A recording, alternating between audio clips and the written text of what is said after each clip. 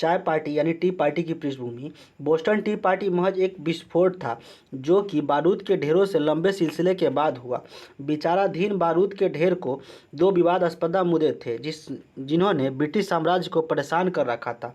British east India company की खराब वित्तीय स्थिति 31 दिसंबर 1600 को गठित थी। अमेरिकी उपनिवेश पर ब्रिटिश संसद का विवाद, यहाँ तक कि उक्त प्राधिकरण का अस्तित्व भी दूसरे कारण संसद द्वारा उपनिवेशों पर लगाया गया भारी कर था, जबकि अन्य ब्रिटिश उपनिवेशों में समानुपातिक प्रतिनिधित्व नहीं था। फ्रांसीसी भारतीय युद्धों के बाद यह और भी बढ़ गया जब उपनिवेशों में ब्रिटिश सैनिक के रखरखाव के कर बढ़ाए गए थे। बोस्टन टी पार्टी की घटनाओं के दौरान चाय को विशेष रूप से निशाना बनाया गया था। इसका कारण यह है कि ब्रिटिश सरकार ने 1721 में एक अधिनियम जैसे अधिनियमों को लागू करने अपनी प्रतिस्पर्धा को समाप्त करके अंतर्राष्ट्रीय चाय व्यापार पर अपना एकाधिकार स्थापित करने की कोशिश की थी, जिसके तहत उपनिवेशवादियों को अपनी चाय केवल ग्रेट ब्रिटेन से आयात करने की आवश्यकता थी। ईस्ट इंडिया कंपनी उपनिवेशों को चाय का निर्यात नहीं करती थी। कानून के अनुसार कंपनी को इंग्लैंड में नीलामी में अपनी चाय थोक में बेचने की आवश्यकता थी।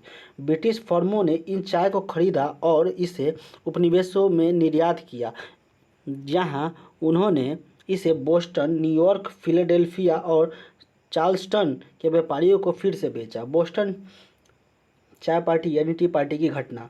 चूँकि ब्रिटिश सरकार ने चाय पर कर लगाया था, इसलिए उपनिवेशवासी भारी करों से बचने के लिए तस्करी की गई चाय खरीदने पर निर्भर थे। ब्रिटिश सरकार ने इसे महसूस किया और चाय अधिनियम पारित किया, जिसके बारे में उन्हें लगा कि यह तस्करी की गई चाय की खपत में वृद्धि को रोक सकता है।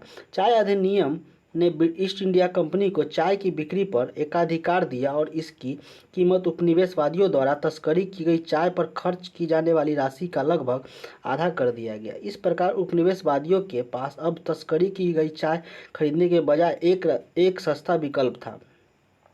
यह ध्यान दिया जाना चाहिए कि उपनिवेशवादियों को चाय बहुत पसंद थी और चाय स्थित आराम और प्रतिष्ठा का प्रतीक थी।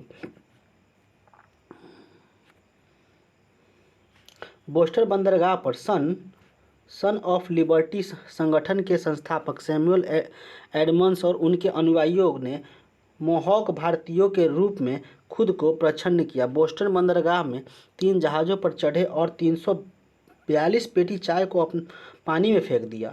तो ये ऐसा क्यों हुआ कि सस्ती चाय को भी पानी में फेंक दिया गया? खैर, अमेरिकी उपनिवेशवादी ब्रिटिश संसद को एक संदेश भेजना चाहते थे।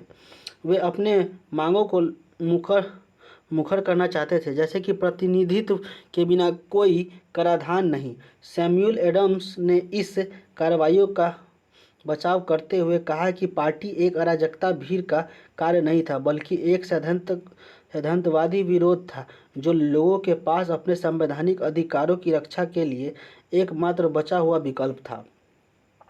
अमेरिकी क्रांति के कारणों की जानकारी के लिए लिंक किए गए लेख पर जाएं। यह एक ऐसा काम था जो पूरे उपनिवेश में फैल गया और यह दिखा कि अमेरिकी अपनी आज़ादी के लिए बोलने के लिए किस हद तक जाने को तैयार थे। बोस्टन टी पार्टी ने अगले वर्ष में क्रांतिकारी युद्ध के लिए उत्प्रेरक का काम किया, जो अंततः ब्रिटिश सरकार से अमेरिकी स्वतंत्रता में तब्दील हो गया। बोस्टन टी पार्टी की विरासत।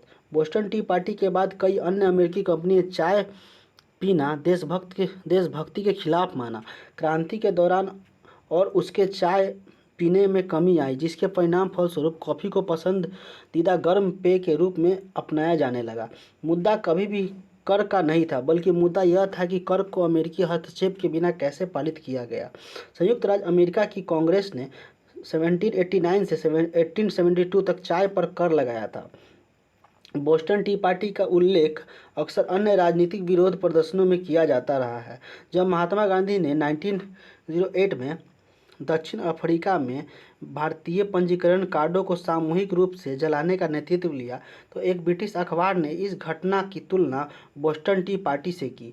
नमक सत्याग्रह अभियान के बाद जब गांधी जी 1930 में ब्रिटिश वायसराय से मिले, तो गांधी जी ने अपनी शॉल में कुछ ड्यूटी फ्री नमक निकाला और मुस्कुराते हुए कहा कि यह नमक हमें प्रसिद्ध बोस्टन टी पार्टी की याद दिलाने के लिए है।